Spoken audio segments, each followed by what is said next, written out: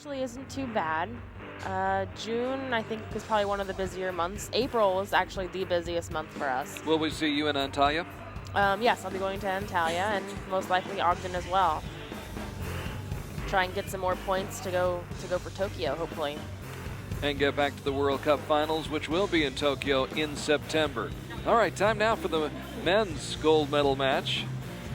And it should be another great affair as Reo Wilde, who won the gold medal here last fall in September in stage 4, as he shot 15 straight bullseyes, scored 150 points, the highest score you can possibly have, as he won the gold medal last year. And now he's back in the gold medal match, but this time squaring off against this young man, Julio Ricardo Fierro of Mexico, who dropped England's Duncan Busby in the elimination match, slipped by Germany's Paul Titscher by 3 in the quarters, and then defeated Pierre-Julien Deloche by 5 in the semifinals to reach the gold medal match. Reo Wilde, well, he breezed through the quarterfinals and the semifinals, defeated Peter Elzinga of the Netherlands by 5 points, and then scored another 5-point victory over Dominic Genet, and he's back in the finals in Shanghai again. Last year, faced off against Dietmar Trillis in a match that wasn't all that close. Dietmar's, I believe it was the knock on his arrow that broke, and he missed the target with the shot, and that pretty much opened the door for Reo Wilde to waltz to victory.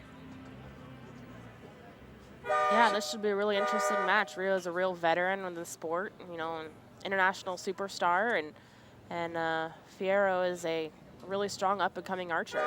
Reo has become a bit of a rock star, hasn't he? He has, yeah. The last few years especially. Good shot. He's definitely capable of cleaning the match again like he did last year. I'm sure his teammates will keep him humble, though. Yep, they definitely try. Fierro with a 9 falls behind immediately in the match by 1 point as Reo Wilde, who basically shoots pretty much nothing but 10s. And Fierro's got to know that, you know, every point that he drops is definitely lowers his chances against Reo. So he's really got to shoot some 10s here. If you fall behind in a match against Reo Wilde, it's very hard to make it up, and that 8's not going to help. No. And he's always, you know, since he's shot really well. I believe that he did really well at the Indoor Worlds, and he's a real consistent shooter. So I'm a little bit surprised at his start right here. So 3 straight 10s for Reo Wilde. Hardly a surprise. And Mr. Fierro needs a 10 right here and gets the 10 to stay within, well, with 3 points, yeah. 3 points. So a 3-point lead for Reo Wilde right out of the gates. Reo, of course, came here to Shanghai last year, had to have a top 3 finish to reach the World Cup Finals in Istanbul, and had that perfect score of 150 points. Went to Istanbul, and that was a great match between Reo Wilde and Roger Willett Jr. Yeah, definitely a classic, American versus American. Of course, you picked up a gold medal there as well in the World Cup Finals. I did. That experience was like, describe it. Well, it was my second time at the World Cup Final. The year before, I got the bronze, and it was really extra special. My dad was able to be there, and my husband now was able to be there and stand behind me and coach me, and it was just a really, I mean, it was priceless for them both to be there and for me to win. And I also won the Longines prize there too, so it even made it better. And it was just priceless. It was a great year for you, wasn't it? It was. I had a great year last year. Yep. Got to plan a wedding too. Yep. Got married March 17th. So. St. Patrick's Day, right? St. Patrick's Day. Yep. Things have been a little bit hectic the last few months. So. Vamos, Julio. Vamos, Julio.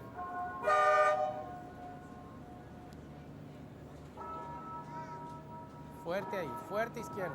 Julio Ricardo Fierro trailing by 3 as we go to the second end. Yeah, you can hear his coach saying, strong, be strong. 3. It's like he almost ran out of time there. Mm-hmm.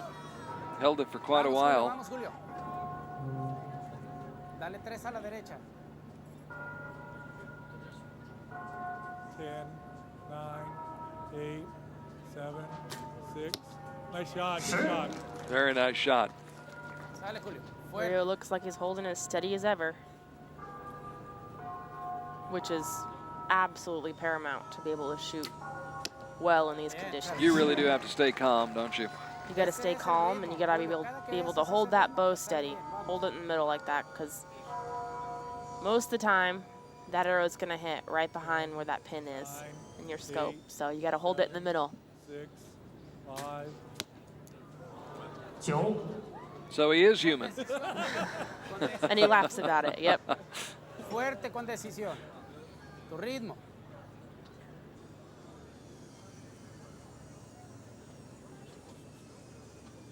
Cinco, cuatro, He's holding a long tres. time. Nice strong shot, Reo. A lot of times, the longer that you hold, sometimes your bow drops low like that whenever you're holding a long time. So Nice. Reo shakes it off, shoots at 10, ¿Qué pasa? and picks up 2 more points. And he doesn't look too bummed that he's not going to get the 150 again. no, it won't be a perfect score today. But he'll shoot for hopefully a near perfect score. We'll see how it goes over the remaining 3 ends. But Julio Ricardo Fierro right now having a serious conversation with the coach. At this point, how much can the coach help when you're in this kind of a situation? Really, what the coach does, he or she is just there to be a friend, basically, and Your psychologist. Exactly, kind of take your mind off of shooting and just try to relax you. And there's no telling what they're talking about right now. They could be talking about Pizza Hut for all I know, but they're probably not talking about making any form changes or anything like that. Go get him. So a 5-point lead after the first 2 ends, 59-54. Reo bumping that lead up by 2 more points as he vies for his 3rd medal of the day. When you see an arrow, or I'm sorry, when you see an archer holding as long as, say, Mr. Fierro, does that indicate to you that he's thinking a lot, maybe too much? He could be. It just really depends on the archer. Some people, the longer they hold, the better they hold. So they just hold long just to help themselves. Some people, whenever they get under pressure and get nervous, their shots go off super quick. So maybe it's an indication that he's not super nervous. I mean, he doesn't look nervous. You're there. Or maybe he's holding long because he is nervous. It just depends on the person, really. Right. It's very hard to tell how people react in situations like this until they've been in the situation a couple times. What's your preference, to shoot quickly? Yeah, everybody likes to shoot quickly, I guess. If the pin is in the middle, you prefer to have it go off like that. It really depends. I'm the same way. Sometimes my shots go off quicker, sometimes they don't. Igual, ¿eh? Fuerte y alíñame un poquito más. Both these archers perfect here in the 3rd end. As Fierro seems to be settling down. Still shooting low. Just as I say that. He looks confused right there, so. He's got 3 low arrows down there. You can see the holes. 10, 9, 8. 10, 10, 10. 10s across the board for Reo Wilde, who could use a little bit more prize money now that he's building that new home back in Pocatello, Idaho. Yeah, he looks pretty at home right here, though. Yeah, he does. He has been at home here in Shanghai. It's been a good place for him in his career. And he's well on his way towards a gold medal, taking a lot of the suspense out of this match right now, as he shoots 3 10s, and of his first 9 shots, 8 of them have been in the center ring.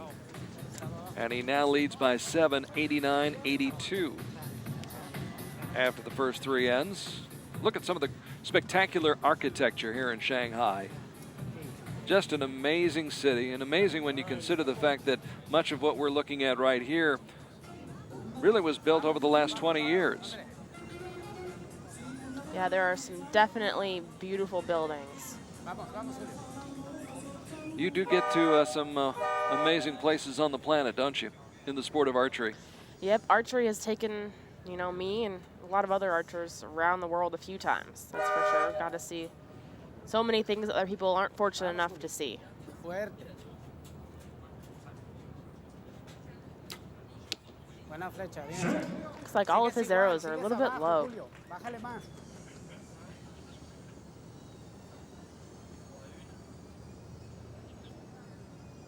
10, 9, 8, 7, 6, 5, 4, 3. Using most of the clock, and it works. Anything is still possible, that's for sure. I mean, 7 points is a lot, but Ritmo. you know, as we saw last year in this match with Reo and Dietmar shot a miss because of a bad knock. So Bien, bien, Julio. every single arrow is important. One slight misstep, one bad move. And there's Reo outside that center ring, and again the smile goes across his face. He smiles more when he misses than when he makes. Fuerte, fuerte. Alinea poquito. Fuerte izquierdo, déjalo ahí, fuerte. He doesn't seem too worried about missing, that's for sure. 5, 4, 3, 2, 1. Échale. So he adjusts, but this time he adjusts and he's too high and he's to the right. That's right. It's his first high arrow of the last 12. So you can tell Julio Ricardo Fierro has that look of confusion on his face, while Reo Wilde certainly seems to have things figured out right now with 2 more 10s and a 9. Yeah, they look like they're having some fun out there. And why not? And then confusion on the other side of the field. Reo Wilde, cool, calm, and collected, and right now the look of concern is obvious on the face of Julio Ricardo Fierro, who fought so hard all week long to get to this point, get to the gold medal match. It's got to be a disappointment to get here and not perform as well as you want to. Losing, winning, it all kind of takes care of itself, but you want to do the best you possibly can. Definitely, and it is, I'm sure he's disappointed, but, you know, like I said, he is a definite up-and-coming archer and shooting great scores in the recent couple of years, and it's gonna take time and experience, especially coming up here shooting against, you know, Reo Wilde and gold medal match of a World Cup event. I'm sure he's feeling it, and it's gonna take him a few times doing this to get used to it and be as at home as Reo is right now. Right, he's competing against a man who, this didn't happen for him overnight either. No, he's 38 years old and been at this game for a long time. It doesn't happen for anyone overnight, so these guys just, you know, they just have to kind of pay their dues, so to speak, and learn how to do it and learn the ropes, and he'll win one of these one day. Well, Reo says he shoots for about 2 or 3 hours a day, and he keeps score on every arrow, so you don't just walk out here and do this, do you? No, you don't. There's a definite learning curve. It takes a lot of experience to be able to shoot as many 10s as Reo does right now. Ese es el ritmo, Julio. Vamos. Prepáralo de una vez. Fíjate bien, prepara tu disparo mentalmente. Look how steady he is. Just outside the 10 ring. Vamos. Fuerte, Julio. Fuerte ahí. Fierro, ranked 21st in the world, only 22 years old. But this will be great experience for him that my guess is will stand him in good stead down the road. Yeah, you really, I mean, you can't make this up in your backyard. You just have to come here, experience it, and if you don't do as well this time, you're probably going to do better next time. Right. Because you have the experience. Yeah, there's no way to simulate this, is there? Oh, no. You can picture it in your mind when you're practicing in the backyard, but... Yep, you can say, oh, this arrow is for, you know, a gold medal. The World Cup gold medal, but it's not the same. Yeah. Well, it's not a question of how, it's a question of how much for Reo Wilde. And we now know how much. It is a 9-point victory for Reo Wilde, who left only 3 points out there on the field, hoisting that Hoyt bow up into the air. Coming over to congratulate his competitor, Julio Ricardo Fierro, for whom there will be better days, but right now, Reo Wilde enjoying the moment here in Shanghai as well. He should. Another gold medal to go with the one he won last year. here in this very same location, this very same venue.